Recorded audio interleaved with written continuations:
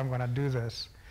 And so I'm going to give you a few thoughts on grants and my own experience, but I want to handle this fairly informally. So if you have questions, please interrupt me as I speak, and we'll try and clear things up. And so I'm going to talk a little bit about grants in general, about my own experience, and I will talk about internal grants too. So, so just to tell you a little bit, I was funded for 20 years continuously by the National Cancer Institute in the US. And for those of you who pay attention to these things, and you probably don't, the funding line at NCI, the National Cancer Institute in the US right now, is 10%. It's been as low as 5%. So for many granting agencies, one of the things people look for is to cut out grants that they don't want to review as easily and as quickly as possible. So the first thing you want to do is that you make sure that you get through that first cut. So the first thing is that you want to read the instructions carefully and follow them exactly, because the easiest thing for someone to say we're not going to consider your grant is to say it was administratively disqualified because you didn't pay attention to the font size or the margins on the pages or some other thing that you think doesn't matter, but you know what? It cuts down, it takes out often a significant fraction of grants. So the next thing that I would advise you to do is think about the people who are going to read your grants. You want to make it as easy as possible for people to read the grants. For example, and so I still review grants. I also review manuscripts a lot for journals. But so for grants, I still review maybe 5 or 10 grants a year.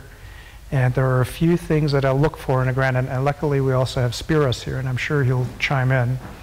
But so make it easy for people to read and understand. So for example, I don't like pages where, because you're limited by characters or by page number, you cram every possible single word and character onto a page. I want to see some display items. One of the things that I like a lot in grants is preliminary data that's sexy, that tells me that you know how to do the work that you want to do. So usually to catch the attention of a reviewer is to have very nice preliminary data, to have an easy to read application, and to have a few display items. You don't have to have 50 on every page, but to read through page after page of text I find very annoying. So having display items, whether that's tables, whether that's figures, also helps a lot. Now, here you usually don't do this, and certainly for internal grants we don't do this, but I would advise you for big grants to start about a year ahead of time, to start thinking about your grant. Don't start 2 weeks before the grant. Because for big grants, that is likely to lead to disaster. For smaller grants, that's a different thing. But a year before, you might want to think about what kind of projects you want to do. And so I mentioned preliminary data, especially sexy, unpublished preliminary data is something that tells the reviewer, you've been working on this, you want to do this, and you're poised to do it. So start thinking about what experiments you can do that are going to look good for your grant proposal. It's not always easy to time these things, right? But if you have a paper in science that's been accepted, but it hasn't come out yet, but you can put into your grant, accepted in a big journal, Science as an example, that also will be great. And so that, of course, also takes some planning. But so if in your preliminary data you can refer to a paper that's coming out in an important journal, that's great. 9 months before the deadline, it's time to start thinking seriously about what you want to do. So it's time to consolidate your preliminary data. If you have collaborators, and more often than not nowadays you will have collaborators, the days of having single PIs running a grant still exist, but it's unusual. I want to say from memory that I've had very, very, very few grants where I was the single PI. I've usually worked with other people. I think it's important that you like these people. I think it's important that you have a professional relationship with them so that there are no issues about co-authorship on papers, on who's going to run the grant, and so on. And luckily, in my case, most of the time I've liked the people that I've worked with, but I think it's important. If you don't know the people well, it is incredibly important you start talking to them early so that they don't they don't tell you I've already agreed to be on 5 other grants, I can't. So start talking to them early. 9 months is not a bad thing. 6 months before the deadline, I would start writing the grant. Now, I've told you how I like for the grant to look. I personally like to structure my grants around a overarching hypothesis. So in my case, it will be dealing with prostate cancer. For you, it will be something else, but you want to solve some important question, and then you want to develop some specific aims. The rule of thumb that I use for big grants, not for small grants, but for big grants, is 1 specific aim per year. So that doesn't mean that you cannot have 2, that you cannot have specific aims that span 2 years. But as a rule of thumb, if you're applying for a 3-year grant, if you have 10 specific aims, that's going to look odd. So 3 specific aims will be sort of a good thing to shoot for, but it can be 1 or 2 more. That's a rule of thumb. Now, the next thing that I think is incredibly important, and that will be about 5 months before the deadline, is hopefully you have a senior colleague or a mentor who will read your grant. Now, having your best friend read your grant and telling you how great you are is not what you want. What you really want is some tough guy or gal who's going to read your grant and is going to tell you everything that's wrong with it. It's much better if one of your colleagues tells you what's wrong with it and you fix it 5 months before your grant, rather than some reviewer telling you you're out. So I would seek a knowledgeable senior colleague who will carefully read your grant, and he's going to be your best friend, at least when it comes to this grant, if he tells you everything that's wrong with your grant, rather than telling you how great you are. You probably already know that, and you don't want to hear it about your grant, because rest assured, if you're getting into one of these funding schemes where the funding line is 10%, people are looking for reasons for you not to get the grant. So you want someone to tell you beforehand what's wrong so that you fix it. Now, keeping along with a timeline, so we started a year ahead of time. For some institutions and for some work, you may require special approvals, or human subjects, radiation, that kind of stuff. 4 months before your grant deadline, it's time to think about that. In general, well, I shouldn't put it that way. I know of no funding agency who will let you start a project without having approval for required, who will let you start your grant without having obtained approval and having that documented to the agency, whether that's human subjects, radiation, that kind of stuff. So these bureaucratic things must be taken care of. Now, I've told you before you start writing your grant that you want to read it carefully, the guidelines carefully. You want to know exactly what you need to do. 2 months before the grant, reread the guidelines and make sure you know what you're doing, so that you're responsive to the funding agency, but also that you deal with the minutia, that the font size is right, that the page numbers are correct, all that kind of stuff. If you're if you want to buy equipment, get quotations for equipment. If you have collaborators, not co-investigators, but collaborators, get letters from them. You want to attach them to your grant. 1 month before the deadline, you want to put the essentially final version together. I know most of us work till the last minute, but 1 month before, it's not a bad idea to have something that you think might be final. And I would, again, give it to a senior colleague because a draft often looks very different from a final version. I told you I don't like pages and pages of just type. I like to see graphical displays. So have someone look at it again and tell you what is possibly wrong with your grant. And it's also not the same if you just give a draft of your actual science proposal to giving someone the whole proposal with all of the forms filled in.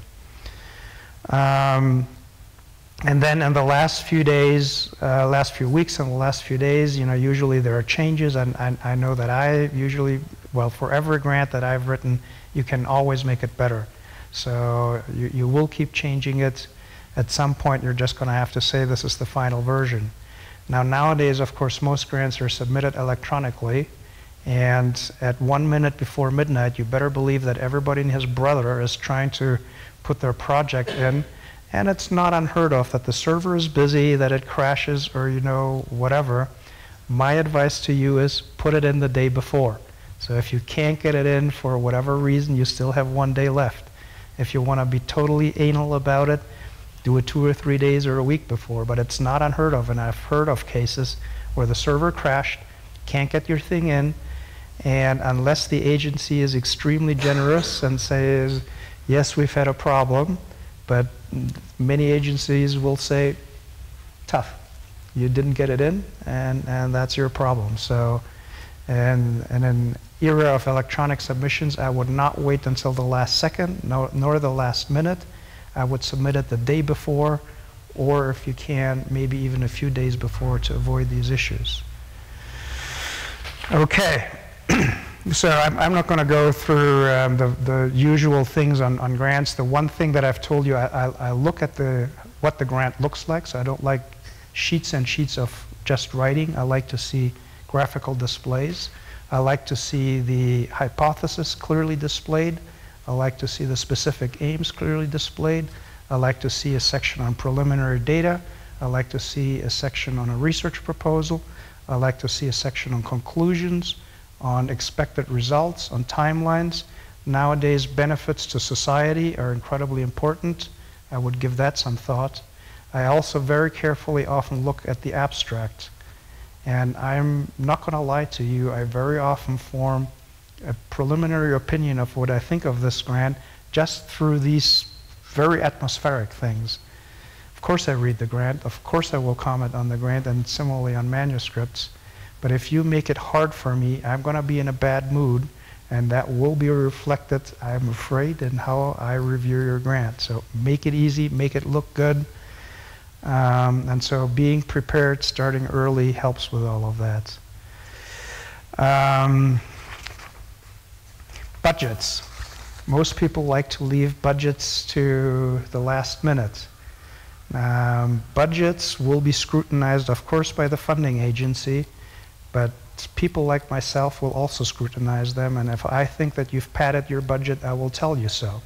If I think that your grant is crap, I will usually not say your grant is crap, but I will send you a message that I don't think you know what you're doing, and one easy way of doing that is to nitpick away at your budget. Because I'm not saying that you're a bad scientist, I don't have to say that, but I'm going to look at your budget and I'm going to go through it. I'm going to say there are 50 things wrong with your budget, and in my experience, if you get a review like that, and so now we're talking about reviews when they come back to you, somebody is nitpicking at your grant, and so my favorite way of doing this is to take the budget apart. As I'm telling you, I don't think you know what you're doing, don't come back. Of course, nobody in a polite review will say, you don't know what you're doing, don't even bother sending it back in, but so you have to learn also how to read in between the lines. So nitpicking at a proposal, you think it might be an okay proposal, and you get a list of 50 things that you should change, is usually an indication that your reviewer or reviewers didn't like what you're doing. And often it's not a good idea to come back in after that. Now, what that allows me to do is to talk a little bit about revisions, rebuttals, and also what happened with internal grants here. So whether it's for grants or for manuscripts, I usually fairly politely thank the reviewers for their time and for their excellent and helpful comments that have improved my proposal or my manuscript. Now, I can't recall offhand how many revisions we've had at internal grants here. None, not one, said something to that effect. Now here for internal grants, it doesn't matter so much. We all know each other. But I can tell you, as I said before, if you put me in a bad mood, I'm already going to give you a hard time. So if somebody sends a snooty revision letter back and says, here's what you asked me to do, I've done it, give me the money, I'm not going to be in a good mood. And same also with manuscripts. It doesn't improve your chances of actually getting the either grant approved or your manuscripts accepted in a journal. So I'm not saying that you should be doing ass kissing to the nth degree, but I think you want to be polite, you want to thank the reviewers, you want to be nice. You may not agree with all of the comments, whether it's for a grant or a manuscript that you got, but if you don't agree, say so politely.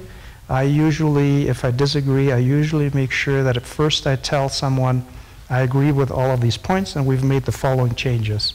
And then maybe at the bottom there is something, we appreciate the comments on whatever. However, we believe that because of whatever, that we're going to stick with the original stuff. But be polite. And so here for the internal grants, it didn't matter. But I want to say that I've seen something like 20 revisions here, 10, 20 revisions. Not one took that approach. I mean, they all said what they were asked to do and what they then did in response. Some changed nothing, and I can assure you that if we ask you to change something and you basically tell us we aren't going to change a single thing, it ain't going to happen. I mean, there might be 1 or 2 points where you disagree with us, and that's fine. But if you tell us everything I did is great, and I'm not going to change a single thing in my grant proposal, you know what? It's just not going to happen. And that's also true of manuscripts. So that is sort of what I wanted to say. I'm happy to answer questions. I'm happy to send you this document, which, by the way, goes back to 1997. But I have a list of documents on how to prepare grants. A lot of it, I think, is common sense. A lot of it is about putting yourself in the shoes of the person who is reading your grants. Make it easy. Put them in a good mood. Have things that look good. Of course your science matters. Don't get me wrong. Your science matters greatly. But if the atmospherics are wrong, and your reviewer is in a bad mood, it's going to be a problem. Okay. Questions? Comments? How many videos would you recommend to put in a grant? And how much videos is good to put in grants? Yeah, so I mean, this depends a lot on the funding agency that you're applying for and also for the length of the grant. So big grants in most countries are 3 years. In the US and the system that I was in at NIH, it's actually 5 years. So preliminary data matters a lot. Your track record as an investigator, which sort of supports your preliminary data, also matters a lot. I would say out of a 10-page grant, maybe 1 or 2 pages should be devoted to preliminary data, but no more. So maybe 10 or 20% of a grant. You asked me about figures, so that also depends. I mean, some people like to put I'm exaggerating, 3 figures on a page with 10 panels each. I don't particularly like that.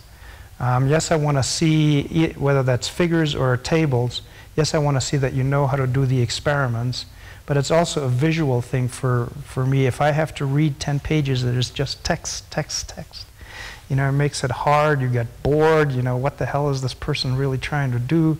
So having a figure maybe once every page, every second page, even every third page, I think it's okay, so that the text is sort of broken up a little bit, and so it's both an atmospheric thing, but it should also serve a function. I mean, it's not just there to make your proposal look pretty, if you like.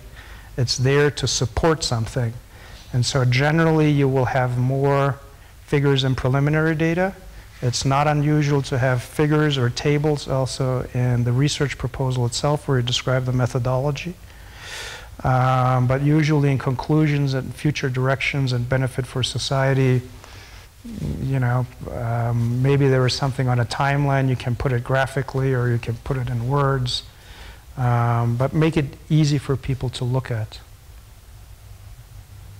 And so, if, okay. About preliminary data.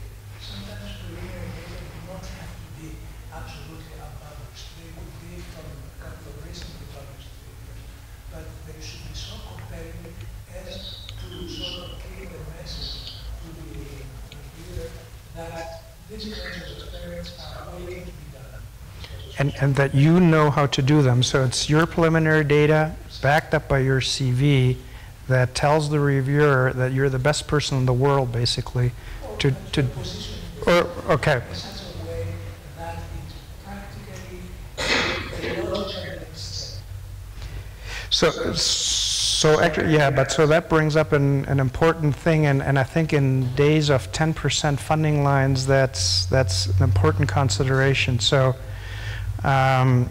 doing more of the same, and I sometimes use that in my grant reviews, is not something that people want to see.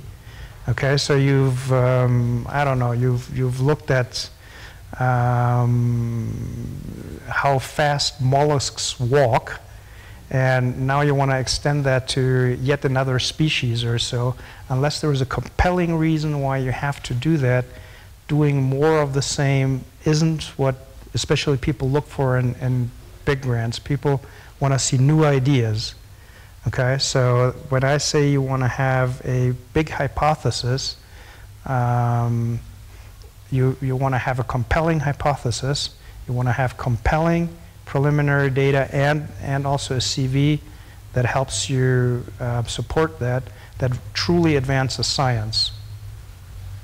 Now, sometimes that'll also come from your collaborators. I mean, choosing collaborators, co-PIs, co-investigators is very important. I have almost always had co-investigators, and usually you want to have somebody who has complementary skills or knowledge. You know, you don't want to have 5 people who know exactly how to do the same things, as great as they may be.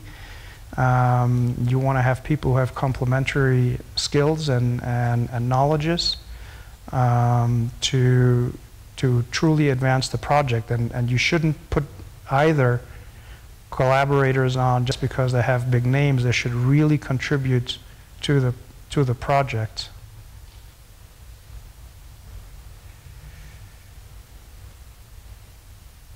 Any more questions? What about the students that are? Nope. Helen. It's very good general and practical advice, but what kind of funding agencies do you know of that gives you a call to join these events? Because it's great in this day in the world to start moving on to those events, but I don't know what you think about so what is people, do you in the research process have things that you are coming out in 12 months so that people can start preparing? Because usually 4 months in the book of it. So in most countries there are going to be regular calls. The specifics might change, and the areas that someone focuses on, that not someone but that a funding agencies focuses on. Exactly, the priorities may shift slightly from year to year, and so the priorities matter. You want to address them as best as you can, but often you know ahead of time when something is going to happen. The other thing I will say, and in the era of 10% funding lines, you will be recycling grants. It has happened to me twice in a career of 25 or 30 years or whatever, where I had to decline a grant because I'd sent it to agencies and I got both. It's happened twice to me, okay? So more often than not, what's going to happen is that you have a grant that's sitting in a drawer that you've sent to 7 funding agencies already. Well, actually, I'll comment on that. I shouldn't use that example. Let's just say you sent it to 2 funding agencies. And so there is a call that is absolutely perfect for you, and so you need to modify the proposal and make it fit. But so you've basically written it a year ahead of time. But what I was going to say, what this just reminded me, and that I might have also said last time, I think it's good to be to believe in your research and in your ideas, and so putting your grant proposal in 2, 3, maybe 4 or 5 times, I think it's okay. But if you don't get it in 10 times, I think someone is sending you a message that maybe this isn't the greatest science on earth, and that maybe you should be changing something. So being determined to get your grant, I think it's important, but you don't want to bang your head against a wall, and so you have to decide what sort of the right number is for you. But again, in the era of 10% funding lines, you may have to put it in 10 times to get it if you're average. But you know, if people keep sending your grant back, and especially if people are nitpicking at your proposal, someone is telling you they don't like it. And if that happens 2, probably no more 3 times that somebody is nitpicking away at your proposal, something is wrong with it. I would not put it back in. If people send you very nice reviews, and sometimes agencies will tell you how close you were to the funding line. So if the funding line is 10% and 3 times you were at the 11th percentile, so you didn't get it, but you're very close, I think it's worth pursuing putting it back in. And the reviews presumably also were very nice and complimentary, but you just missed by this much. So that might be worth putting in 10 times. But if somebody's nitpicking away at your proposal, in my experience, somebody sending you a message, I wouldn't put it in 10 times. And the other thing, of course, that also happens, and I've seen it and I've done it myself, is I've written reviews telling somebody, whether it's for a journal or for a grant, telling someone, I've seen this before. And so that also tells the grant applicant, or, you know, I've seen this before, I didn't like it, you're sending it to me again, it ain't gonna happen. So sometimes there are blunt messages, sometimes you have to read in between the lines a little bit with the reviews that you're getting. Yes? So I should tell you that in May I was told that there would be a call. I think with the new government and the new Secretary of Cenecit, that sort of fell by the wayside. I have heard that there are going to be significant reductions in budget, and all of us have heard this, that there was austerity and there were significant reductions in budget. I have heard discussions, but these are discussions. Whether that is true or not, I don't know, that because there is a backlog of unfunded grants, that there might be a push this year to fund some of the approved grants from the last year or 2 with extraordinarily reduced budgets. And when I say extraordinarily reduced budgets. So there might be a call this year, but I wouldn't hold my breath. Based on what I've heard, anyways, the budgets of Cenecit grants will be a fraction of what it was before. Truly a fraction. So what are the funding opportunities for your charity? Also include the limited research labs that we have? So I didn't talk about that. Of course, almost every grant has a section on research environment or so. And so for grants, you basically have to make that up right now. And that may not look good for funding agencies that are heavy on experimental stuff. But so I think but to answer your question specifically, I think you do want to keep an eye on Cenecit because it's the national funding agency here. I would look at the US. Japan, Europe. In general, you want to have, well, in general, almost always you would want to have a collaborator, if not a PI, from that country to help shepherd that grant through. And that's why it's incredibly important that you have a good relationship with a PI so that you can sort out any issues. Some private agencies might also fund grants here.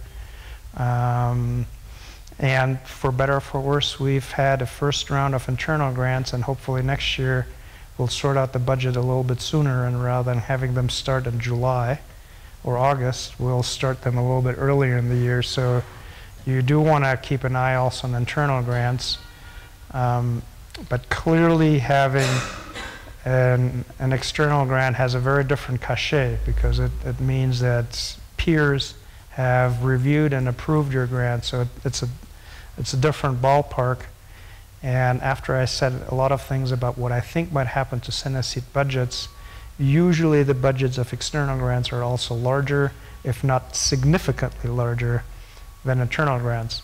Of course, if you're dealing with co-PIs or PI in the US or Europe or in Japan, they're going to take the bulk of the money.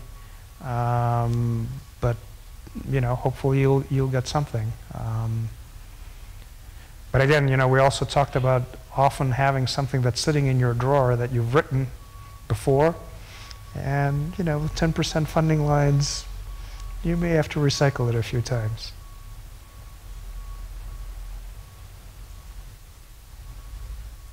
Any other thoughts or questions? So the Yes. internal grant is going to be a yearly thing, or is- So the budget of the university, of course, is also an interesting beast. I think the plan is to have internal grants annually. I think it will be highly desirable if you were to leverage internal grants into external grants. And so planning your career around 10 or 20 years of internal grants is probably not the best strategy. So what you should be trying to do is to leverage internal grants into larger external grants. And I think that that will also be, when people review your grants, will be viewed highly favorably, that you've used Gachai Tech money and leveraged that into external funding.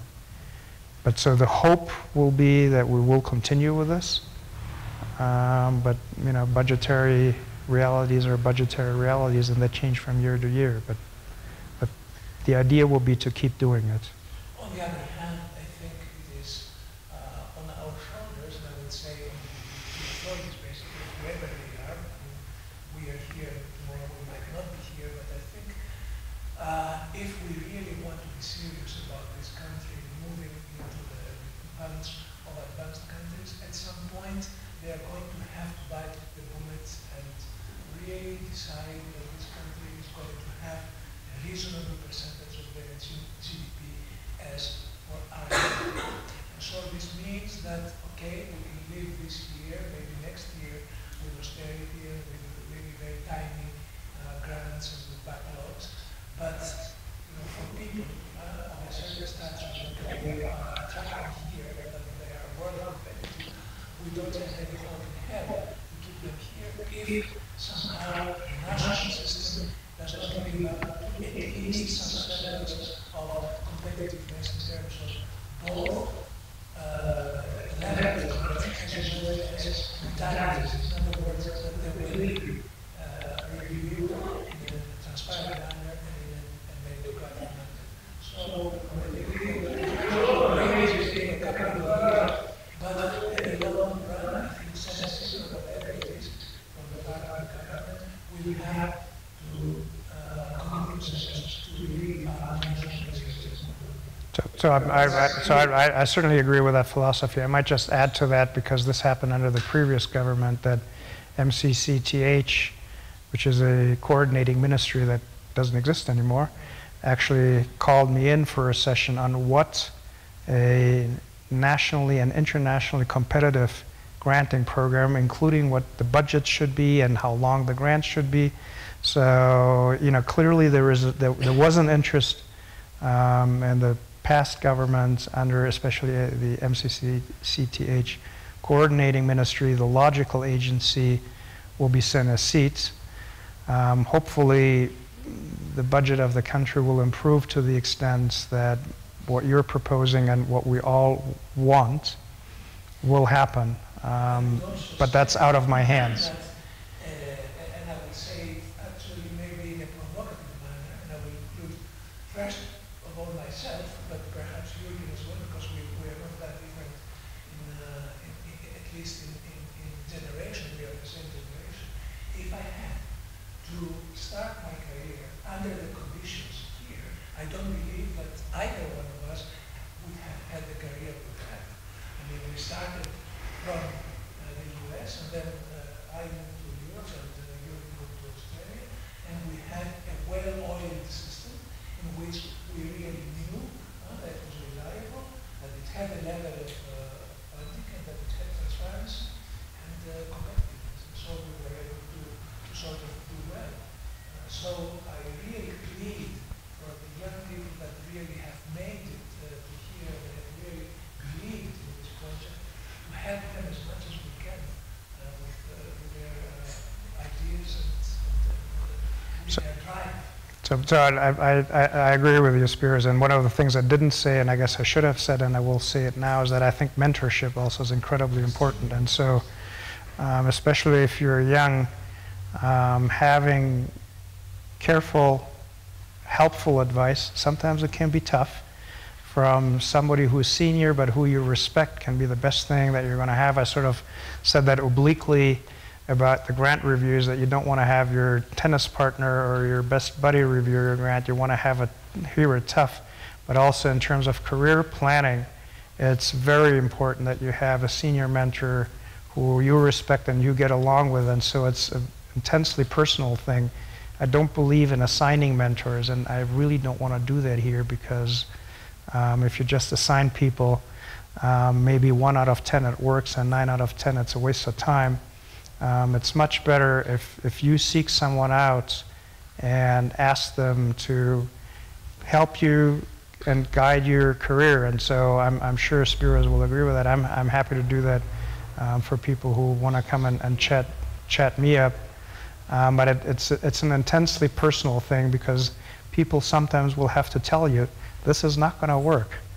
And you're going to have to decide whether you want to listen to what they're saying. In the end, it's your decision, of course, or not.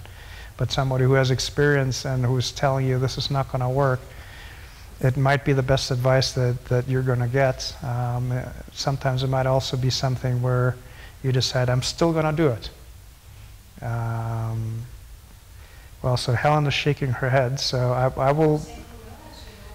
So I will regale you with a story out of my younger days, when I had 2 senior faculty come to me and tell me that I was ruining my career by working with, quote, pencil pushers.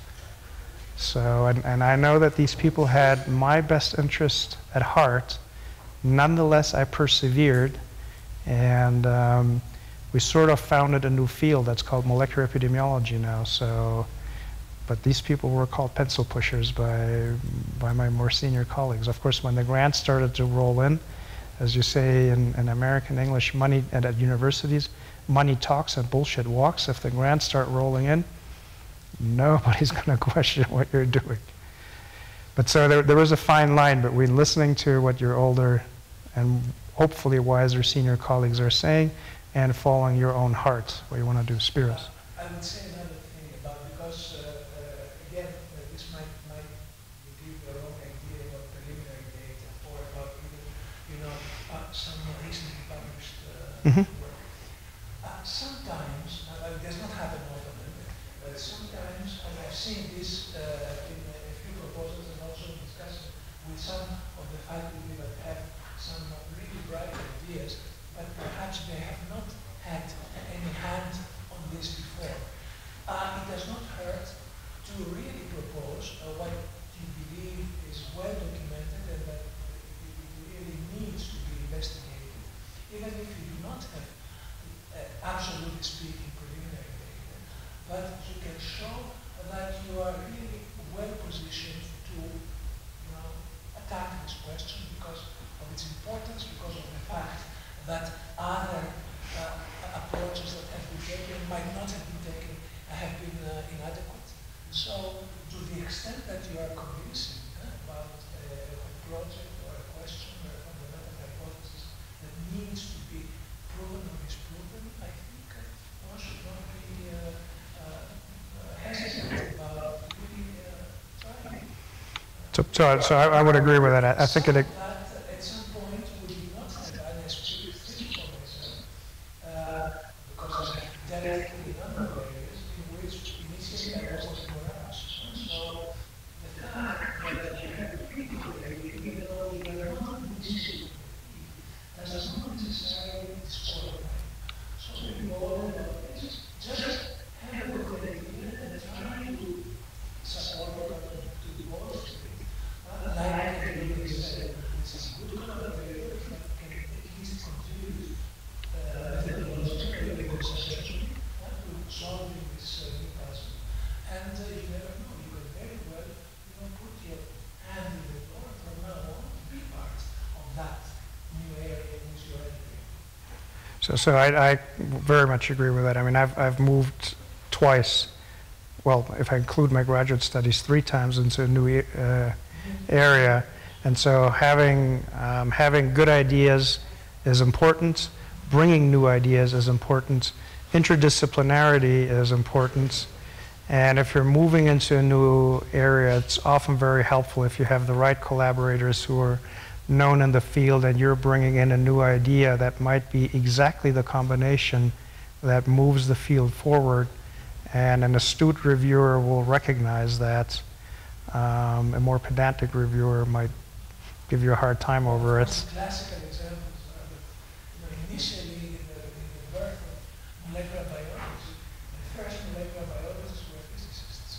Yes, so this was in the 50s and 60s. I mean, the quote that I usually use for this situation, I'm going to ask, how many of you know who Günter Blobel is, besides Spiros? Okay. So he's a Nobel Prize winner at Rockefeller University in New York. And he's allowed me to quote from the review of his first NIH grant, which he didn't get. But he got supported by the Howard Hughes Medical Institute, and he got a Nobel Prize a few decades later. But so his first NIH grant review read, "Dogmatic adherence to outdated models." And so that grant just went like that. So he, of course, had the last laugh in it by getting then supported by Howard Hughes Medical Institute and getting a Nobel Prize. And he clearly did new things in cell biology. And so sometimes you have to be bold and bring in new things, and you also have to persevere. You have to believe in what you're doing. But there's also the fact that you don't want to be banging your head against the wall if someone tells you for 10 or 20 times, especially with this nitpicking thing, that your grant just ain't gonna fly. The labs will be ready to do this custom work to get from the data, or? You mean the labs here at Yachai Tech? So we're hoping to have them ready by the end of the year or early next year.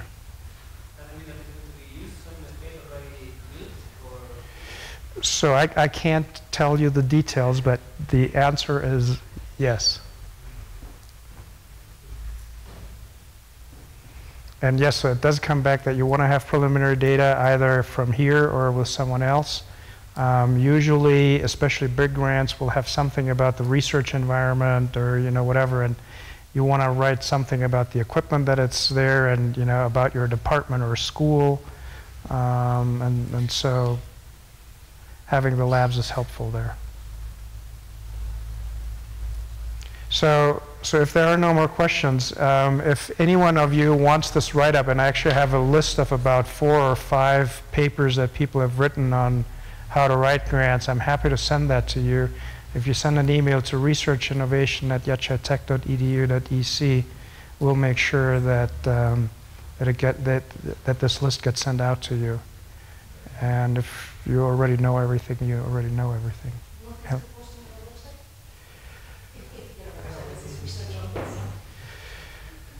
We could do that, except that the website is well.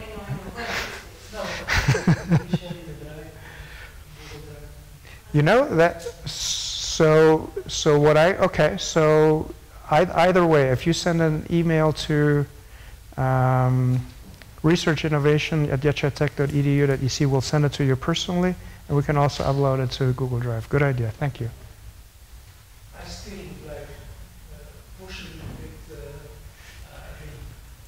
really young kids. And we really want to hear it. Some of us have played the game, but you are already starting. So please tell us what your concerns or Or why you're here. You must have something in your mind.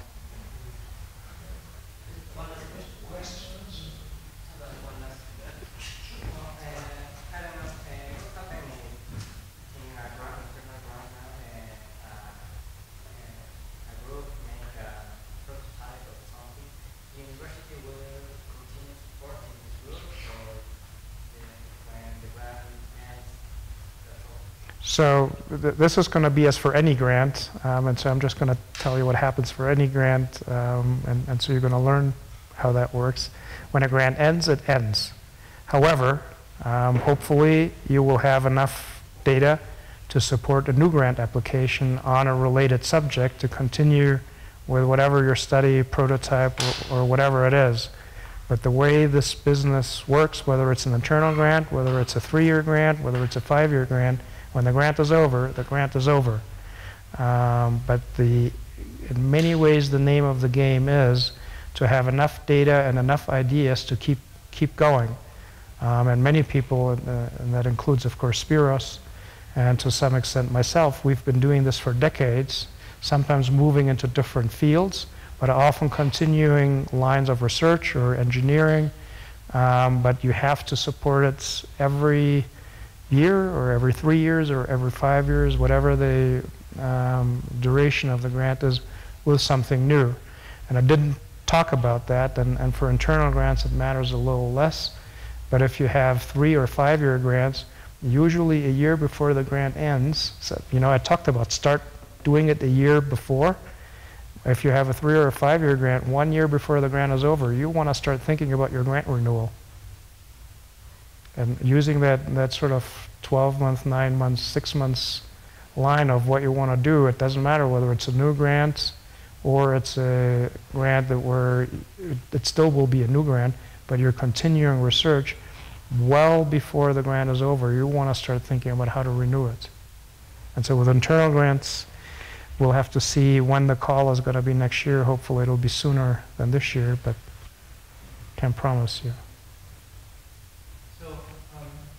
Given the constraints that there is to spend the money on internal grants, yes. How can we finance it? For example, we can get a publication of the internal grant. How can you get what?